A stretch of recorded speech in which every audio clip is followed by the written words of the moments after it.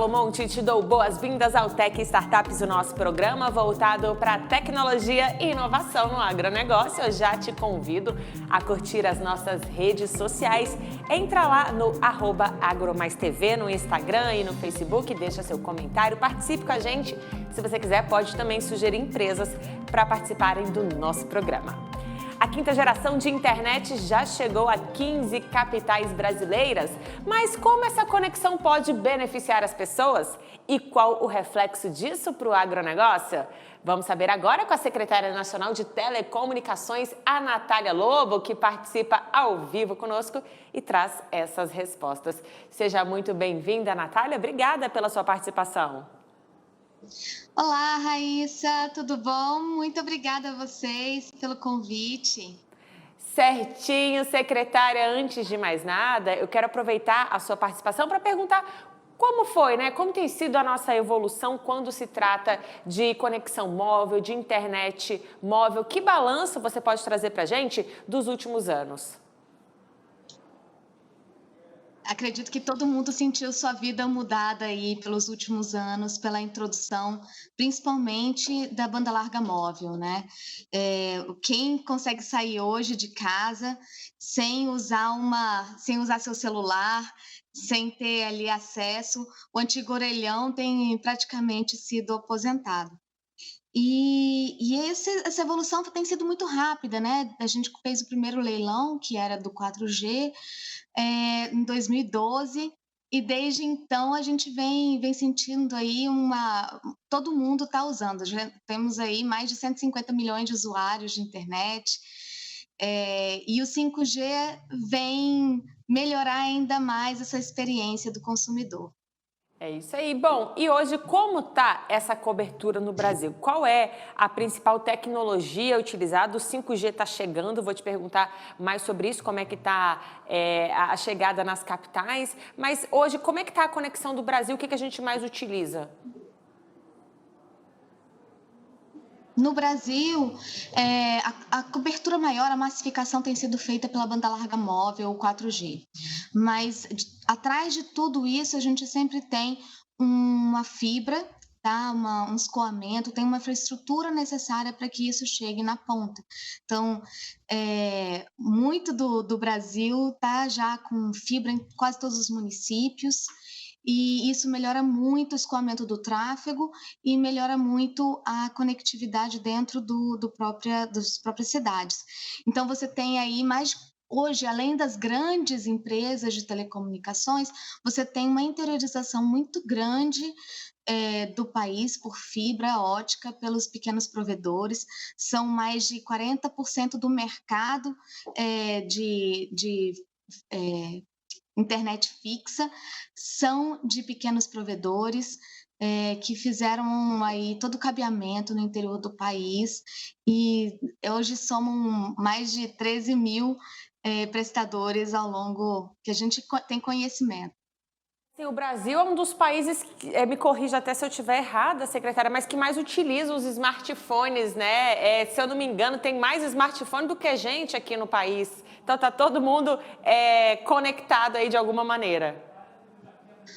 Com certeza, com certeza. A conectividade faz parte. Acho que o brasileiro gosta muito, né, dessa interação. É um sucesso o uso massivo. Quem não usa aí uma rede social, né, o WhatsApp para poder fazer trabalho, para poder também conversar à distância. E com a pandemia isso se acentuou, né, Raíssa? A gente viu isso, até quem não utilizava, né, alguma rede social, um WhatsApp, passou a aderir a essa tecnologia. Agora conta pra gente o 5G, o que ele traz de diferente para os brasileiros? O 5G não é apenas uma evolução do que a gente vê no 4G, ele não é só uma banda larga mais rápida, tá? Além de uma banda larga até 100 vezes mais rápida do que a gente tem hoje no 4G, chegando a quase 1 gigabit por segundo, você tem também mais 2 vértices. Você vê, normalmente é um triângulo, tá? Ele além de uma ultra banda larga, você vê uma densificação produtivos, isso é, ele permite que você tenha mais dispositivos conectados nele, então você permite desenvolvimento de um mercado muito grande com a internet das coisas, as coisas passam a estar ligadas na rede, você ter umas respostas, você conseguir mais informação, e isso é realmente uma revolução para o setor produtivo. E, além disso, você tem uma baixíssima latência. O que isso quer dizer? Você vai ter uma resposta muito rápida para o que você está gerando ali. Então, os dados que saem da minha ponta aí chegam a você mais rápido. E isso é muito interessante, principalmente em aplicações de missão crítica, como, por exemplo, a telemedicina, quando você vai fazer uma cirurgia, na automação de automóveis. Então, você pode deixar uma resposta extremamente rápida na mão de algo automatizado, né? Então, essa reação precisa ser muito rápida do que está sendo recebido, processamento, para ter uma ação. E isso é muito relevante, principalmente quando você fala das aplicações. Você tem aí uma gama de utilizações que vem através da automação, da inteligência artificial, que pega essa quantidade de dados que você consegue agora captar com a internet das coisas, ele roda uma inteligência por trás disso e já gera uma resposta automatizada ou uma informação interessante para tomada de decisão.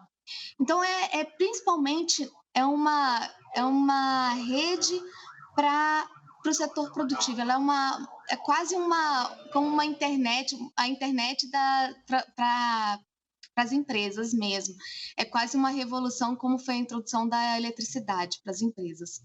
Como isso pode se transformar? Vocês têm alguma estimativa de negócios até que podem surgir aí, de movimentações financeiras que o 5G pode trazer? Bem, o 5G ele é exatamente voltado para esse business to business, né, que se chama. Então, você vai ter uma grande transformação dos empregos que você tem hoje para os empregos do futuro. O que hoje você faz de forma mais mecânica, o que você pode automatizar, você automatiza e você cria novas perspectivas de emprego, sendo necessária uma capacitação. O que você pensa hoje é em torno de 20% a 30% de eficiência no ganho produtivo. Então, você produz mais, com menos custo, com menos desperdício, e isso também é muito relevante para o agro, tá? Tem um estudo que a gente sempre usa, que foi encomendado pela Nokia, que ele prevê aí um ganho de até 12,3, deixa eu só pegar aqui, 12,5 trilhões de dólares até 2035. E só para o agro, isso são cerca de 77 bilhões de dólares, tá? Então, tem aí uma cadeia produtiva, toda uma parte que precisa ser transformada, e um mindset também dos próprios setores, das próprias empresas, voltadas para a tecnologia. Ela agora não é só um acessório, mas ele é um insumo essencial para a produção. Maravilha, Natália. E para o agro, assim, na prática, até as empresas, né, passarem a utilizar, eu queria perguntar também a questão de equipamento. Como é que é? É por parte da operadora? Tem que ter um aparelho celular específico, um computador novo para receber essa tecnologia? Na parte técnica, como funciona?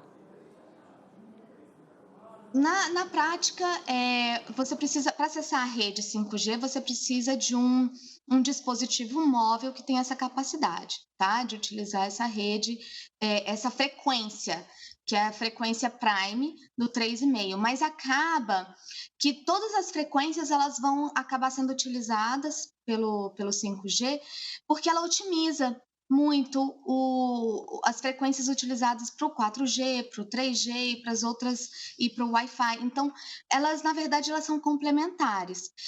Os seus computadores não precisam ter alteração, ele vai continuar funcionando com boa parte do que já existe hoje. O que você precisa mesmo é um dispositivo que opere nessa frequência do 3,5 para poder acessar o 5G puro, que é o que tá sendo implementado agora nas capitais. E isso é bem legal, porque o 5G ele não necessita só desse 3,5 para ele operar, né? Ele otimiza, ele é a rede das redes, ele vem vem substituindo as redes ligadas, mas ele vem também criando essa interoperabilidade com o que existe. Tá certo. E você falou aí das capitais, a gente tem uma data para que todos os municípios já estejam com essa conexão? As capitais todas vão ser atendidas agora, né? Todos os estados vão ter suas capitais atendidas até novembro, até o final de novembro, dia 29 de novembro aí temos a nossa data limite. E todos os municípios vão receber o 5G até 2029. Mas temos aí muitos outros compromissos associados ao leilão do 5G que vem beneficiar não só com essa infraestrutura, mas com aquela estrutura de escoamento dos dados, como eu tinha te falado antes, Raíssa. A gente aproveitou o leilão do 5G para conseguir fazer o impacto também com relação a essa rede de escoamento e também diminuir o deserto digital. A gente aproveitou mais de 90% dos recursos arrecadados pelo leilão, 47,2 bilhões de reais, foram voltados para compromissos de abrangência. Então, são beneficiados aí o atendimento com todos os municípios com fibra, temos o programa de atender com 4G todos os distritos, vilas, povoadas que não tinham ainda banda larga móvel disponível, sequer banda larga também fixa, né? Então, eles vão passar a ter a internet nessas localidades. Você tem aí uma ampliação da cobertura em mais de 35 mil quilômetros de rodovias federais. Um programa que é muito interessante, que a gente começou com um piloto, a Infovia 00, que é o programa Norte Conectado. A gente está levando fibras em cabos subfluviais ao longo do leito dos rios da Amazônia, integrando toda a região norte do país à internet, fazendo essa estrutura de coluna dorsal, o backbone, que a gente chama, para toda essa região. E dentro do leilão do 5G, tem os recursos estão separados para a gente concluir toda essa estrutura do Norte Conectado. Temos também uma rede privativa de governo, e também o atendimento de escolas públicas rurais, escolas públicas em geral. São mais de 3,1 bilhões de recursos que foram repassados a uma entidade criada especificamente para o fim de atender escolas. Quando a gente fala em agro, um dos desafios é justamente a conectividade, né? O pessoal que a gente recebe aqui fala muito sobre essa questão. Agora, acho que as perspectivas são até melhores, né? Com a chegada dessa tecnologia, acho que o cenário tende sempre a melhorar para o agronegócio em relação à conectividade. Com certeza. Você tem aí associado também uma melhoria nas questões de redes privadas, tá? Você tem aí uma dedicação, uma melhora da infraestrutura disponível para o agro, para o próprio agricultor poder contratar ou fazer sua própria rede de telecomunicações dentro da sua fazenda, ou para ele poder também contratar de operadoras essa estrutura. As redes privadas, elas são redes dedicadas para para fazer o setor, para atender o setor produtivo. O setor produtivo, em geral, tem acesso a 100 MHz, que foi dedicado para a parte produtiva, para fazer essas redes privadas. Então, eles só precisam notificar na Anatel, falar, olha, eu quero usar essa frequência aqui e vou fazer minha própria rede. E eles podem operar. Então, isso é bem bacana também. E também tem uma facilitação do acesso, né, a financiamentos. A gente tem aqui estruturando o Fundo de Universalização de Serviços de Telecomunicações, em que a gente também disponibiliza recursos, crédito facilitado para viabilizar essas redes no agro e também para ampliar a infraestrutura de acesso à rede de telecomunicações. Natália, eu gosto sempre de perguntar para os especialistas que vêm aqui no nosso programa como é que o Brasil, né, avança em determinados temas. Em relação à conectividade, a gente está bem na comparação com os outros países? Como é que a gente está aí nessa colocação global, digamos assim? Olha, entre os países com 5G, estamos na posição 65, mas em termos de conectividade, somos pioneiros aqui na América Latina, principalmente com o uso do 5G. E tem muito também do modelo em que a gente usou. Depois nesse modelo nosso do 5G, tem sido usado como benchmarking para poder ser usado em outros países. Vários países antes da gente fazer o leilão do 5G, utilizaram um modelo mais arrecadatório e agora estão com problemas exatamente na canalização de investimentos para infraestrutura. Então, eles ainda têm menos herbes, menos acesso, menos equipamentos de 5G disponíveis do que nós. E também, em termos de conectividade, apesar de termos aí avançado muito, somos um país, assim, agora no dia 16, na sexta-feira, vamos ter o lançamento da PNAD TICS de 2021, e que faz um diagnóstico aí das nossas redes no Brasil e do uso nos domicílios. E as perspectivas são muito boas, né? A gente teve um crescimento muito grande, principalmente no setor, na área rural, no atendimento, na conectividade aí das famílias na área rural. E esperamos ter um resultado ainda melhor agora. E com o leilão do 5G, essa conectividade tende a melhorar exatamente pelo foco na interiorização das redes que a gente teve aí pelo leilão do 5G. Então, estamos muito bem na fita, viu? Maravilha. Você comentou aí de um evento, ao seminário que vai ter lá no Rio Grande do Norte, é isso? Sim, vai ter um seminário agora em Natal, no dia 15 de setembro. Estamos muito felizes aí que a gente vai marcar a chegada do 5G na capital, e também falar um pouco sobre games e como é que o 5G revoluciona a experiência dos gamers dentro dessa nova realidade. É uma experiência mais imersiva, dentro de uma realidade aumentada, e principalmente com essa latência reduzida, a gente consegue viver ou morrer, né? Perder uma vida ou não ali para os jogadores. Ali eles estão, principalmente em alguns jogos que você tem ali, né?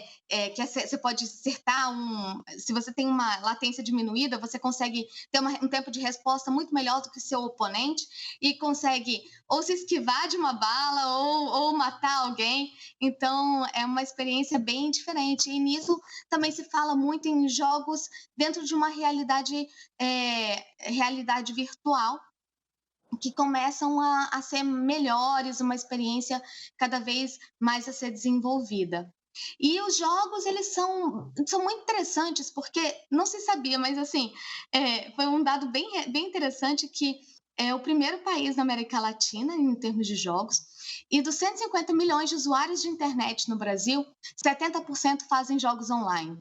Então, é uma realidade muito que ela transforma, ela vem, surge dos games, mas ela vem para todo o setor produtivo, porque você tem ali, diante dessas gamificações, você tem soluções de jogos educativos, de treinamento para o setor produtivo também. Então, é uma cadeia de valor muito diferente do que a gente está acostumado, né, a ouvir, e que é extremamente relevante, principalmente para as profissões de futuro. E lá no seminário a gente vai discutir muito disso. Vai ter vários jogadores e também vamos discutir lá o papel dessas novas profissões do futuro e como elas estão embrenhadas aí dentro dos jogos. E nesse contexto também tem até a questão do metaverso, né, que está muito em alta, e dos eventos, porque a gente sabe que agora os eventos estão muito híbridos, né, presencial e online. Então acho que esse aparato tecnológico aí vem ajudar e fortalecer ainda mais. A gente tem aqui no caso do agronegócio muitas feiras, muitas exposições que a galera já está investindo no metaverso e também nas transmissões, né, de vídeos, para quem não pode ir presencialmente. Então, essa tecnologia vai ajudar também nessa questão, né, Natália? Com certeza, estamos aqui, né, nós duas, nessa realidade híbrida. E também tem o seguinte, o outro dia eu estava almoçando com um fazendeiro argentino que conseguia vigiar a sua fazenda em termos de o que estava acontecendo, se estava tudo direitinho, ele recebia alertas do que estava acontecendo na fazenda dele, e a gente almoçando aqui em Brasília. Então, assim, é uma experiência completamente diferente. E para o agronegócio tem uma série de oportunidades, desde você fazer conserto de equipamentos à distância, você consegue fazer uma manutenção preventiva, você pode automatizar muita coisa, você consegue fazer um monitoramento do solo, da irrigação, diminuir o uso de agrotóxicos para conseguir aplicar exatamente aonde está precisando, consegue fazer uma administração das pragas de uma forma melhor. Então, assim, você tem várias fases, desde agropecuária até o plantio, que pode ser feito uma transformação, uma verdadeira revolução de como se faz. E é isso que eu falei, né? Ele passa a ser um principal insumo ali para você conseguir reduzir tanto o desperdício, né, de água, de defesos, parte de agrotóxicos, na parte de prevenção da saúde animal, por exemplo, uma aplicação que é muito legal. Eles conseguem ver o melhor horário que você tem para conseguir fazer a extração do leite nas vacas, aí você consegue fazer o monitoramento disso, você consegue administrar o gado à distância, e dada a movimentação dela, você consegue prever quais estão na época fértil e quais recolher. Antes você tinha que fazer isso uma a uma no campo, e você tem soluções extremamente interessantes aí se você vai nessas feiras, você vê o tanto de soluções relevantes que têm sido construídas também em parceria com as universidades, tá? Então, tem muitas oportunidades e muito a se desenvolver ainda. Você já trouxe ótimas notícias para a gente. Natália Lobo, muito obrigada pela sua participação aqui conosco. Obrigada, Raíssa, foi um prazer. Até a próxima, depois volta com as novidades. E o nosso programa vai ficando por aqui. Muito obrigada pela sua audiência, pela sua companhia. E não se esqueça de seguir a gente lá nas redes sociais no @AgroMaisTV. Te espero amanhã. Tchau!